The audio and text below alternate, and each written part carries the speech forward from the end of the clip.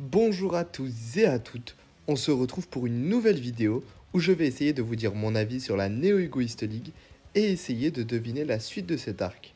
Mais juste avant que la vidéo commence, n'hésite pas à t'installer confortablement, à lâcher un like et à t'abonner. Je tiens aussi à t'informer que la chaîne possède un Discord, donc si tu souhaites parler et débattre du manga, je t'invite à cliquer sur le lien en commentaire. Assez parlé, sur ce, commençons.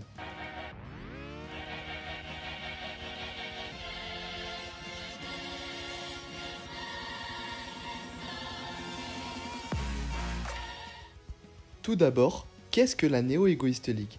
Eh bien, c'est un arc qui fait suite à l'arc du Blue Lock 11 contre le Japon U20, où le Blue Lock passe au niveau supérieur et va s'entraîner dans un tournoi avec des coachs de niveau mondial.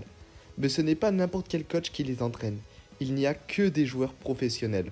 On a Lavigno qui entraîne le FC Barça espagnol, Loki le prodige de 17 ans qui entraîne le PXG français, Marc Snuffy le messager de la couronne qui entraîne les Ubbers d'Italie, Chris Prince, le Mannheim anglais, et enfin Noël Noah, le meilleur joueur du monde qui entraîne le Bastard München allemand.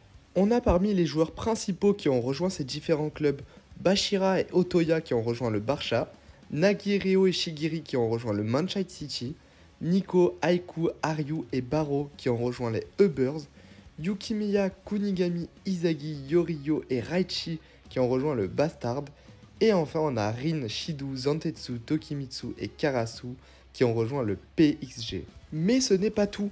Ce tournoi est diffusé à la télévision dans le monde entier et a pour but que les joueurs puissent être reconnus. Et à ceci s'additionne un système de primes. C'est-à-dire que les clubs peuvent acheter les joueurs du Blue Lock. Vous l'aurez compris, cet arc ne peut annoncer que du lourd et va permettre à tous les joueurs de pouvoir s'améliorer. On aura donc suite à cet arc de la Neo Egoist League sûrement un power-up de la part de tous les personnages, mais actuellement ce n'est pas encore terminé. Nous venons à peine de finir le match qui oppose les Ubbers au Bastard München qui a gagné, tandis que le PXG a aussi eu sa victoire face au Manchester City. Pour ce qui est des prochains chapitres, on ne peut pas espérer voir directement le match qui oppose le Bastard München face au PXG, car ce serait un peu comme une finale avant l'heure. La Neo Egoist League est composée de 5 équipes. On a donc à chaque fois une équipe qui fait une pause, et ce coup-ci, ce sera sûrement le Bastard München. Ce qui ferait un scénario intéressant et qui changerait un peu la Neo Egoist League où le Bastard n'est plus mis en avant avec un PXG qui affronte le FC Barça et les Ubbers contre le Mannheim City. Pour le premier match, il est sûr et certain que le PXG va les broyer.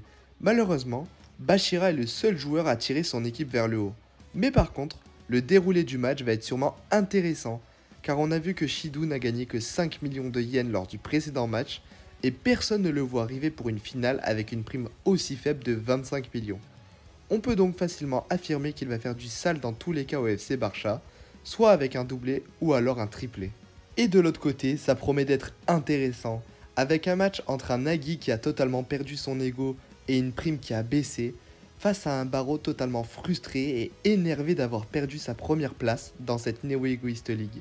Je pense que le fait de mettre le personnage avec le moins d'ego face au personnage qui en a le plus va permettre de le réveiller et de raviver cette flamme pour le football.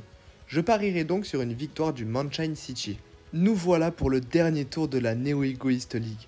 On aura les Ubbers qui seront en pause car ce seront les seuls qui n'en auront pas fait.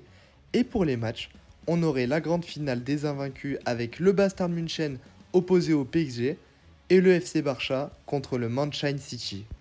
Pour ce dernier match, j'ai du mal à voir Bashira partir de la Neo Egoist League sans décrocher une petite victoire durant cet arc. Alors, même s'il a eu un très bon power-up, ça ne suffira clairement pas face à Reo, Nagi et Shigiri qui se sont tous les trois bien améliorés. Le problème vient vraiment de son équipe, donc peut-être qu'un joueur de la génération prodige va rentrer tardivement en jeu. Ce n'est pas impossible quand on voit le caractère tête en l'air de leur coach Lavigno. Et enfin, la grande finale qui promet des duels très intéressants, avec Shidu face à Kunigami, donc la revanche qu'on attend tous, Rin contre Izagi, qui va sûrement tous nous surprendre, et Kaiser peut-être face à Chappie, qui doit être un autre joueur de la génération prodige. Pour le résultat du match, j'ai du mal à voir Kaiser partir en se laissant humilier face à Izagi, mais j'ai aussi du mal à voir Rin perdre contre Izagi. C'est pour ça que je pense à une victoire du Bastard, mais pour ce qui est du duel, ce serait Rin qui gagnerait contre Izagi. Comme ça, les deux ont leur victoire Et l'arc de la Neo Egoist League sera enfin terminé. Voilà l'équipe, cette vidéo est terminée. Si vous voulez plus de contenu, n'hésitez pas à lâcher un like, un commentaire et à vous abonner. Sur ce, à la prochaine.